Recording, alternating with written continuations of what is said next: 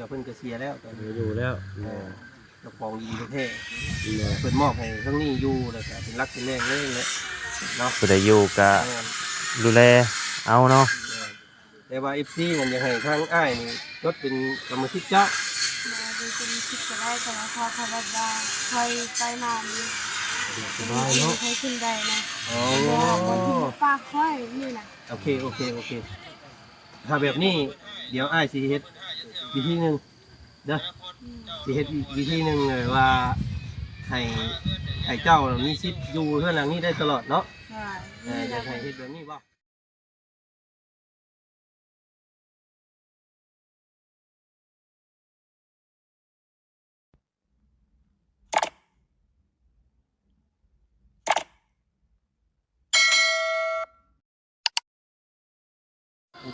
แดงที่เขาน้ำหรือเปล่า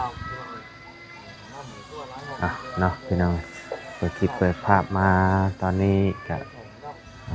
คือเก่าเนาะพี่น้องเลยอยู่ทางเพื่อนน้องลังเพิ่นคือเก่าเนาะพี่น้องเลยโอ้กล่องคือมัวแท้เบิ่ง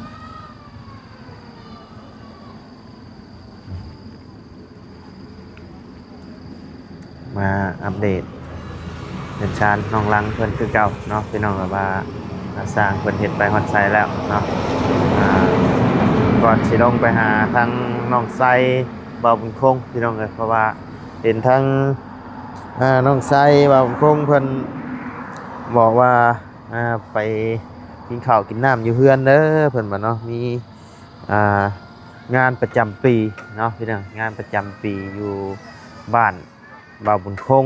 เนาะพี่น้องอยู่ทางบ้านบ่าวบุญคงเดี๋ยวอัปเดตอยู่นี่ก่อนพี่น้องเลยจังลงไปเนาะเอาก่อนอื่นก็กราบทักทายสบายดีเด้อเนาะพ่อแม่พี่น้อง FC โอ้เสียงเพลงพี่น้องเลย สต็อกหน่อยนึงเนาะเอากราบทักทายสบายดีอีกเท่านึงเนาะพี่น้องเลยว่าสิอยู่ในต่างประเทศเนาะก็ยินดีต้อนรับเข้าสู่ช่องบ่ไล่คือเก่าพี่น้องเลยเอาเมื่อนี้ก็มีช่องมาเพิ่มอีกช่องหนึ่งเนาะพี่น้องเลยทางบ่ไล่ได้เปิดช่องสำรองไว้อีกช่องหนึ่งเนาะพี่น้องเลยเพื่อเพราะว่าช่วงนี้ก็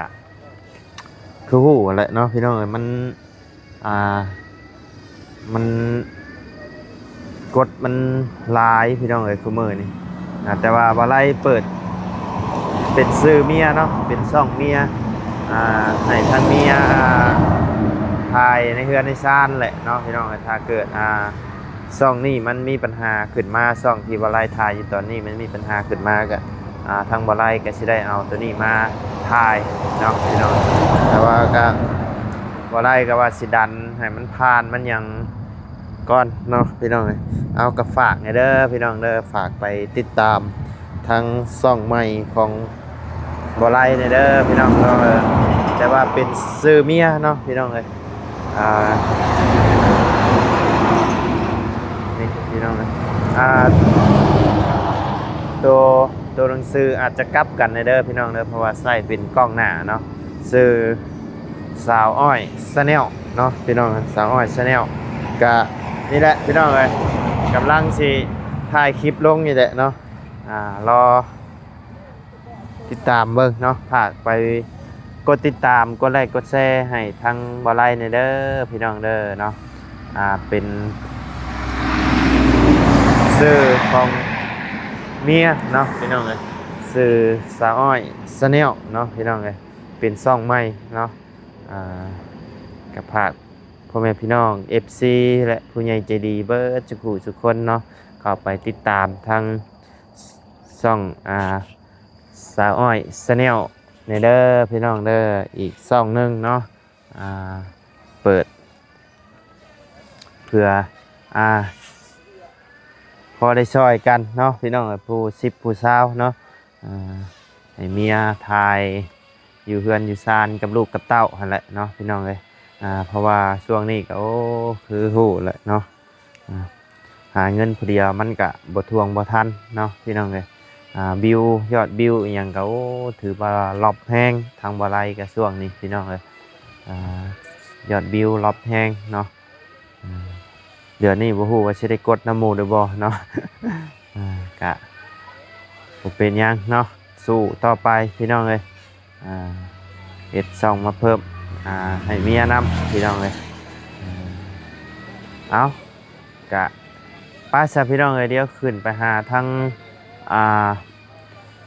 น้องลังกันเลยเนาะพี่น้องเลย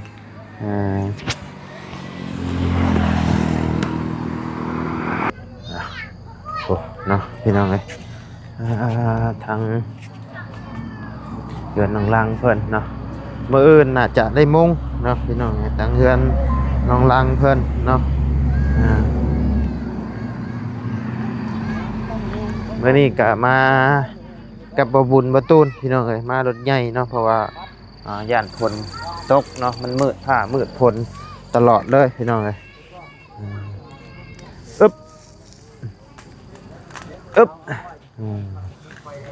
โอ้พี่น้องเอ้ย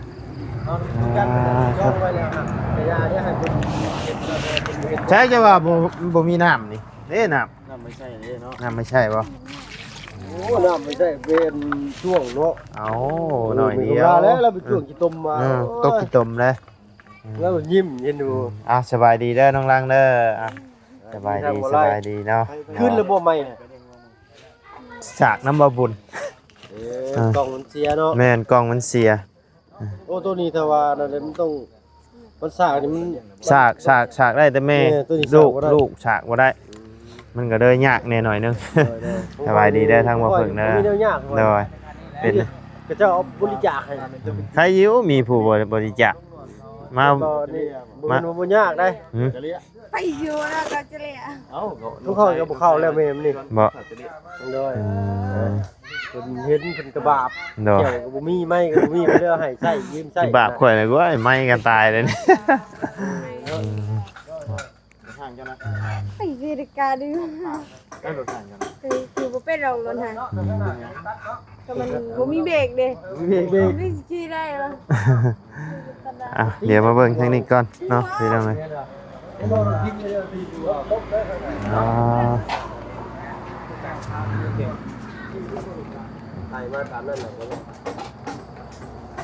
โอ้ทางนี้เฮ็ดยังกินเด้นี่เนาะเฮ็ดยังกินนี่ฮะตำเมียงห้งตำเมียงห้งบ่ใช่บ่กับข้าวเช้าบ่สบายดีเด้อโอ้เปลี่ยนชุดใหม่แล้วเนาะวันนี้เนาะโอ้รอขึ้นแล้วบัดนี้รอเราสิได้เราสิเอาเมียใหม่ปะเยอะแล้วบัดนี้3-4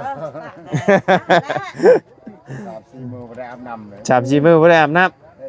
ไปหมอน้ำบ่ได้อาบเลยนะเป็นไรคือบ่อาบบ่จะอาบมื้อนี้เลยมันหนาวบ่ก็บ่ได้หนาวแต่ว่ามันเมื่อถึกลมนี่คือคันยาม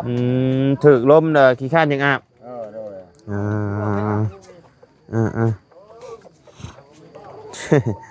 เป็นอะไรใครแน่ล่ะบ่โดยใครแล้วเนาะหักกินยามันนี่นะหักเช้ายามันกินไปนอนจะยังสูบยาอยู่บ่พ่อจะยังสูบยาอยู่บ่สูบธรรมดาเลยนะบ่คันเป็นไปได้ยาก็ให้เศร้าซะนะเพราะว่าเขาเป็นโรคนี่มันเกี่ยวกับหัวใจอย่างนั้นมันโอ้เสี่ยงเลย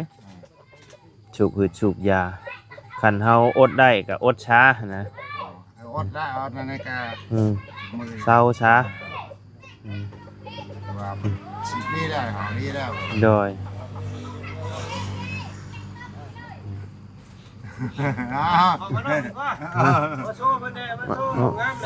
โชว์งามบ่แล้วจังหวะรอดีป่ะตัดครบไป11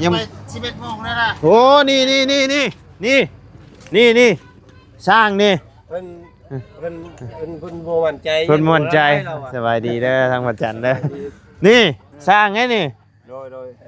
ลูกตัดให้ก็ได้ให้วัดจันทร์ตัดให้ก็ได้เราตัดงามได้บ่งามบ่พี่อยู่ เนาะเอาพับลงในข้อเสื้อบาด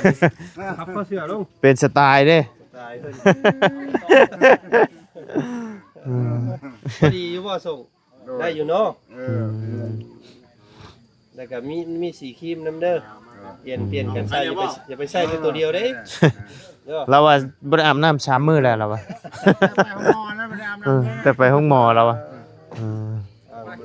เอายามันมื้อนั้นคนยับๆนั่นเองก็เลย ผลมาเลยบ่ได้อาบเลย เอามาครับ ใส่มือไปหาหมอพุ่นแล้วว่า ชื่อตัวลมตัวไว้ใช่แหละ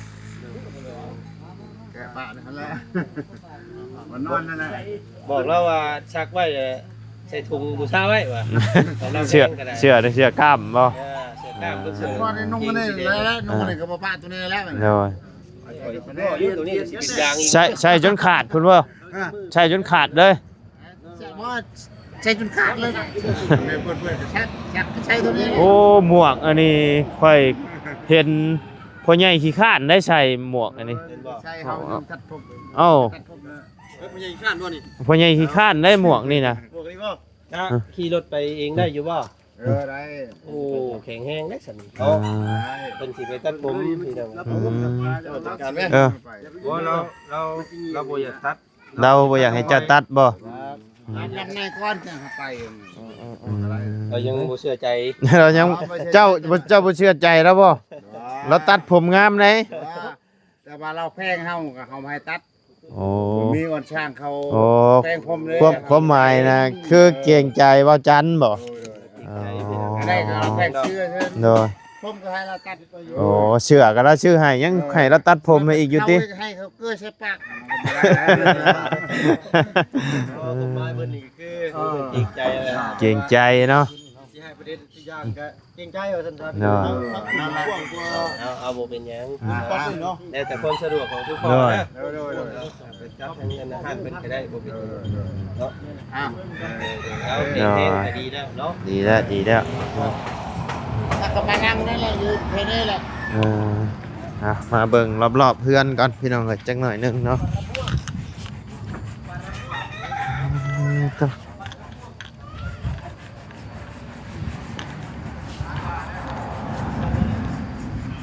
สบายดีเด้อพ่อเด้ออันเพื่อนแม่น้องเอิงยังบ่ได้ไปเฮ็ดบ่ ยังแล้ว มุงนี่แล้วคุณบ่เครื่องคองมาครบแล้วบ่ทางนั้นจ้ะ มาแล้ว มาครบไปแล้วเนาะเสาตัวต่อหันก็มาแล้วบ่ มาใหญ่ลืมบอก ใหญ่บ่ หน้าชาวพวกเพื่อที่ใช่กับเสามันจะบ่ถูกกัน เอ แล้วเรา อ ซอยเอาหน้า15 แล้วสิได้ช่วยเอาอีกเด้นี่เนาะ ซอยได้ครั้งนึงก็ได้ โอ้ แต่ว่าเอาทางเป้แล้วบัดนี้ มันเสามันก็สิบ่เรียมแล้วบัดนี้เนาะ แม่นมันบ่คือกัน กบลงบ่ได้บ่ ไม่แข็ง ไม่แข็ง ไม่แข็งปุ๊บ เออกบมันก็ใช้เวลาได้เนาะ เส้นปลายผู้ ข้างได้เส้นปลายพุ่นแหล้วเนาะ ดู ข้างได้2เส้น3เส้นพุ่นแหล้ว สองเส้นเพื่อมันสิ เพราะว่าให้มันเดือประมาณจักเส้นเพราะ ให้ได้15คือเช่าแหละ โอ้ ถ้า ให้ เรือประมาณ16 เสาชนช่างมานี่หน้าเช้าซำนี้บ่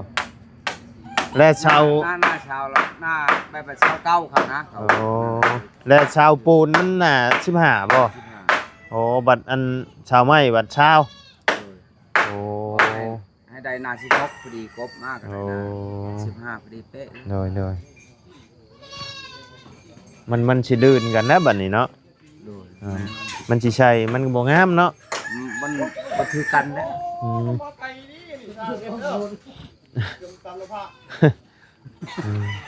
มันใช่มันบ่ถึกบ่ด้วยเนี่ยนะ เอาแบบเฮาใช้เฮาเราใช้ทางนอกมันบ่ โดย ใช้เสาทางนอกอันนี้ โดย วันนี้ตัวนี้เสาใหญ่ตัวนี้เสาใหญ่ตัวนี้เสาน้อยมันแบบมันเข้ามันนอก โอ้ เราจะใส่ให้มันติดกับเสาแบบนี้มันแน่นเลย อ่า กันเอาชื่อตัวนั้นแบบตัวน้อยแบบมันลบ เสามันบ่สมดุลกันเนาะ แม่น อืม มันต้องได้ติง ทางบ่าวเชียงเพิ่นฮู้แล้วบ่ ยังท่าน ยังอยู่ บอกว่าอันนั้นลืมเป็นไงเรามา ใช่จักจะตีนผ้าออกได้บ่ แม่นพาครึ่งหนึงเบิ่งเพราะมัน มันเบิ่งมีแต่มันเป็นเบื้องหนึงนะบ่นั่นน่ะมันบ่งามบ่เหลี่ยมมันบ่ตรง แต่ว่าเฮาแก้ไขได้อยู่เนาะเพราะคันสิช่างมาคันว่าสิเปลี่ยนก็อย่ามันดนน่ะนะเนาะไม่หาคุณ10มาแล้วบ่ ถ้าเราช่วยบ่ได้มีแต่กบเอา กบเอาเนาะ จำเป็นนะ จำเป็น เฮ็ดได้ซะ หมกเสามันมีแต่3เท่านะเฮาเบิ่งง่าย3เท่ามันน้อยดี สิมีแฮงเฮ็ดอยู่บ่เนาะเฮ็ดตัวนี้ไปเฮ็ดตัวนั้นอยู่บ้านในแกงไข่ก็มีอีกได้นี่ อ๋อยันเช้าคืนนี้ เอาคันเจ้าเฮ็ดทันนี่เจ้าว่าเพิ่นเอาเจ้าไปจักแล้ว คันเอาละเฮ็ด มันสิทันบ่ล่ะบัด บ่ทันแหละ แยกร่างได้เลยเนาะ ชาตัวนี้ชาแต่ชาอยู่เทิงแล้วเขาอยู่ลุ่มไม่ได้นี่ โอ้ระบบยูนด้วยบ่ยูนก็บ่ได้แล้ว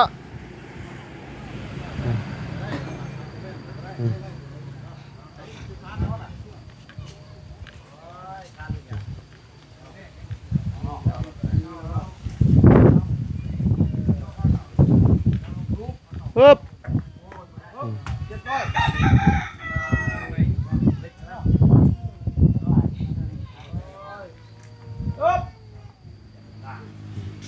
ร้อยแล้วนะ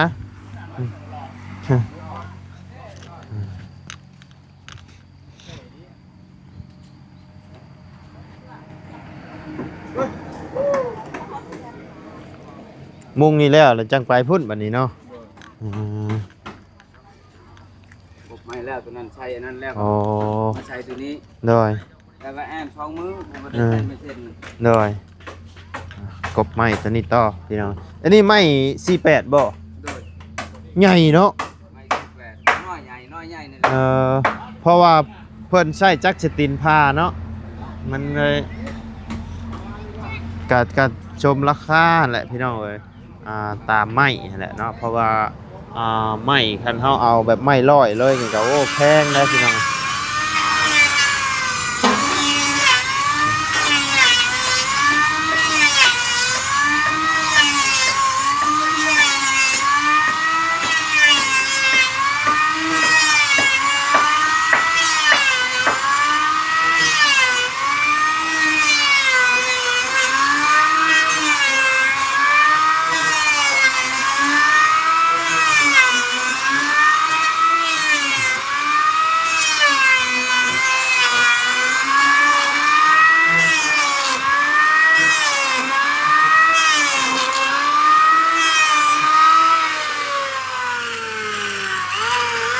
ฝนก็จักสิมายามใดอีกพี่น้องมืดฟ้ามืดฝนอยู่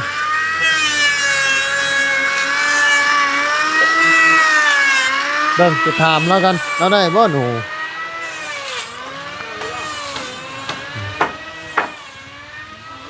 ใช้ลำไปใช่ละได้บ่หนูนะหาสิช่างมื้อนี้บ่อืม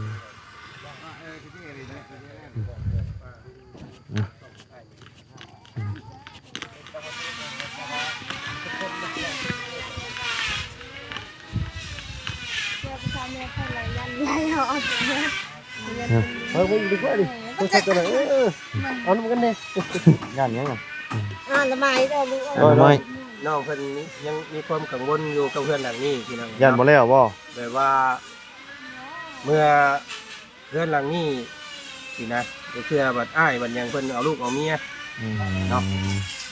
ย่านมีบ่นอน ย่านน้องเพิ่นนั้นสมมุติว่าน้องเพิ่นไปเอาลูกกับผัวสิเนาะบัดจะสิกลับมาอยู่เพื่อนหลังนี้ย่านอ้ายบ่ให้อยู่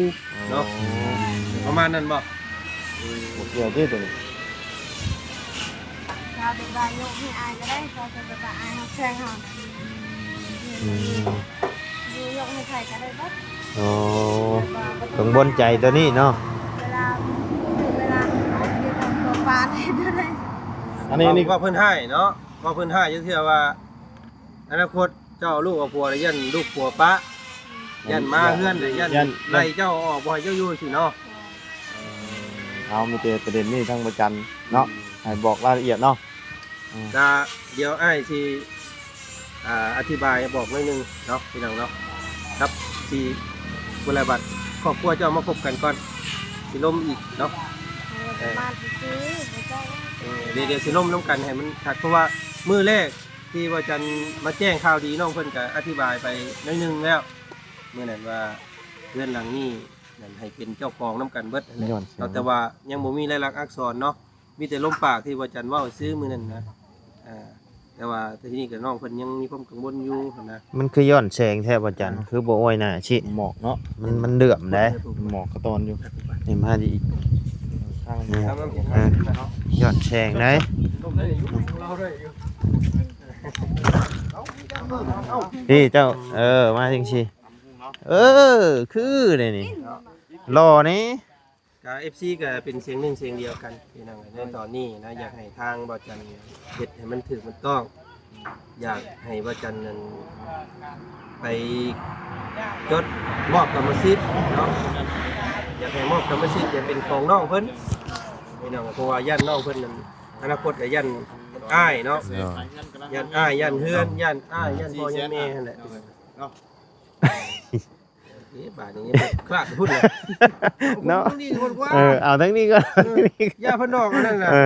เพิ่นขายให้เพิ่นขายกว่าโอ้ย เพิ่นบ่อยากอยู่เนาะ เนาะ อันนี้ก็คลายคือวันช่องแชน เอาแล้วก็กินน้ำไม้แล้วก็จะกินน้ำไม้เด้อ เจ้าอันนั้นแหละนัดตัวนั้นแหละเจ้าเห็นรถ บ่กินน้ำไม้ชื่อ เอาต่อ ขาดตอนนี้ได้บาท โดย อยากอธิบายแบบรวบๆนิดนึงนั่นแหละพี่น้องเนาะเพราะว่ามันหลายคู่หลายคนเนี่ยเดียววันจันทร์สีมาลมน้ำสุดเจ้ามาอีกที่นึงเนาะเกี่ยวกับเรื่องนี้นะอยากบอกสั้นๆได้ว่าถ้าสิจดเป็นกรรมสิทธิ์ของน้องเพิ่นผู้หนึงผู้เดียวนี่ก็นะมันถูกต้องหรือเปล่าเนาะพี่น้องกันนะเพราะว่าญาติอ้ายเนาะพ่อแม่แล้วก็น้องล่ะเพิ่นนี้เนาะเพิ่นสิคิดอะไรเพราะว่าดินนี่มันเป็นดินรวม โดย ดินของมูลของพวกเพิ่น มันยากตัวนี้นะ มัน เนาะ ยากกับตัวนี้ ยินในนี้พอดีคือว่าบ่ได้ในของเราแต่เพิ่นมาอาศัยอยู่คือเนาะ แม่นมันแต่การเป็นของเพิ่นน่ะเพิ่นเจ้าของน่ะมอบให้เพิ่นแล้ว โดย แล้วเดี๋ยวเจ้าของเพิ่นนี่ก็เพิ่นก็เสียแล้วตอนนี้ อยู่แล้ว เจ้าของดินประเทศเพิ่นมอบให้ทั้งนี้อยู่แล้วก็เป็นรักเป็นแรงเลยเนาะ ผู้ใดอยู่ก็ดูแลเอาเนาะ แต่ว่า FC มันอยากให้ทางอ้ายนี่จดเป็นกรรมสิทธิ์เจ้า มาดูเป็นคิดจะได้แต่ละข้อคำว่าใครไปนานนี่